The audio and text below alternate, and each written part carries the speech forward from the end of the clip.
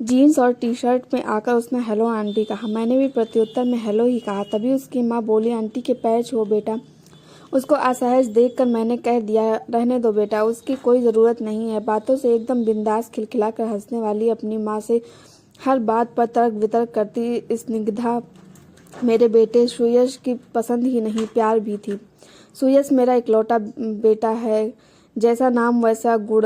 जब जब मैं दूसरा बच्चा न होने के लिए उदास होती तो विशाल कहते, ईश्वर ने 10 बेटों के गुण दिए हमारे सुयश में। लेकिन मेरा मन एक बेटी की चाहत में हमेशा कलपता रहा। सोचती थी बहू को ही बेटी का प्यार दूंगी। अपनी बहू की जो छवि मैंने सोची थी स्निग्धा उसकी बिल्कुल विपरीत थी। उसकी माँ ने ही हंसते हुए कहा, अपने नाम के विपरीत है स्निग्धा।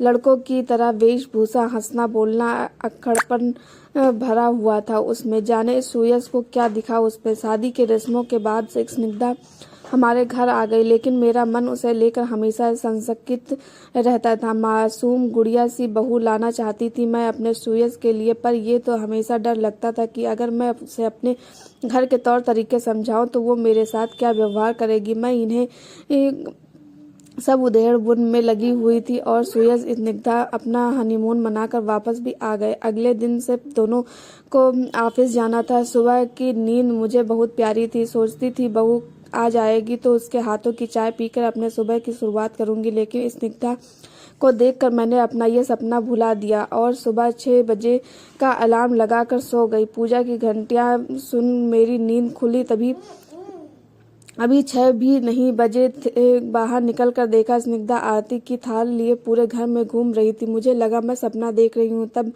तक वो पास आकर बोली, मम्मा प्रसाद लीजिए। फ्रेश होकर बाथरूम से निकली तो मैडम चाय के 2 कप लिए हाजिर थी। चाय पीने के बाद बोली, मम्मा मुझे नाश्ते में बस सैंडविच और चीला बनाना ही आता है।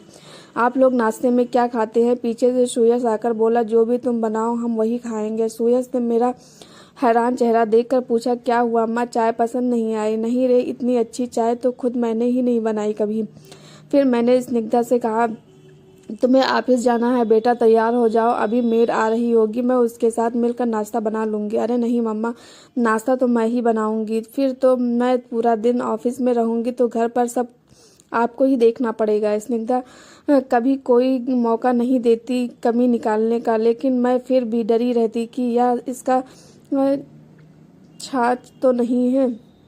मन ही मन भले ही डर रही थी, लेकिन उसकी जैसी बहू पाकर बहुत खुश थी मैं। पर खुशियों को भी कभी कभी नजर लग जाती है। सब कुछ बहुत अच्छा चल रहा था कि विशाल को हार्ट अटैक आ गया। ऐसा लगा जैसे मेरा जीवन ही उजड़ गया। मैं उन्हें आईसीयू के बाहर से देख घंटों रोती रहती। उस समय मेरी स्निग्धा ने मुझे सास से बेटी बना दिया। मुझे अपनी बाहों में भरकर चुप कराती, जबरदस्ती अपने हाथों से खाना खिलाती, हर वक्त यही कहती, पापा बिल्कुल ठीक हो जाएंगे। हॉस्पिटल के बिल, दवाइयों का खर्च मैं इस तरह से देती जैसे उसके अपने पापा का इलाज हो रहा हो। मैंने आईसीयू के बाहर खड़ी होकर विशाल को देखती उसकी नम आंखों को भी देख लिया था। सुयश और मेरे सामने मजबूत चट्टान बनी रही। मेरी स्निग्धा वास्तव में बहुत कोमल थी। घर आने के बाद भी विशाल का ख्याल हम दोनों से ज्यादा रखती। अपनी नई नवेली शादी के बावजूद देर रात तक हमारे साथ बैठी रहती।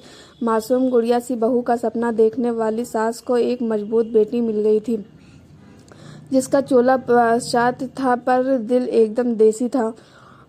आज मेरे जन्मदिन पर सुयश ने कहा, माँ तैयार हो जाइए, आपकी पसंद की साड़ी खरीदने चलते हैं। मुझे कुछ नहीं चाहिए सुयश, तूने स्निग्धा के रूप में मुझे मेरी जिंदगी का सबसे बड़ा तोहफा दे दिया। मेरी भीगी आंखें पोंछकर सुयश ने पूछा, वैसे है कहाँ आपकी बहू, दबंग बहू जिसने अपनी दबंगई से आपका भी दिल जीत लिया?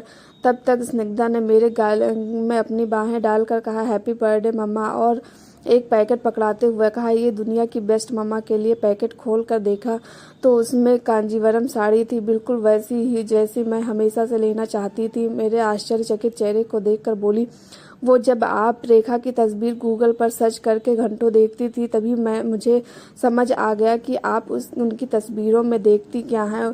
अपनी जोरदार हंसी के साथ उसने फिर से मुझे गले लगा लिया। खुशी में बहते आंसुओं को पोंछकर उसने कहा, एक माँ के लिए दिल की बात एक बेटी तो समझ ही जाती है ना मम्मा। हाँ, मेरी स्निग्धा साड़ी सूट बहुत कम पहनती है। वो हर रोज हमारे पैर भी नहीं छूती, उसकी आवाज़ भी धीमी नहीं है, उसे घर के काम भी नहीं आते। रोटी तो भारत के नक्शे जैसी बनाती है और जब गुस्साती है तो उफ पूछिए ही मत। वो एक आदर्श बहू की छवि से बिल्कुल जुदा है। लेकिन मेरी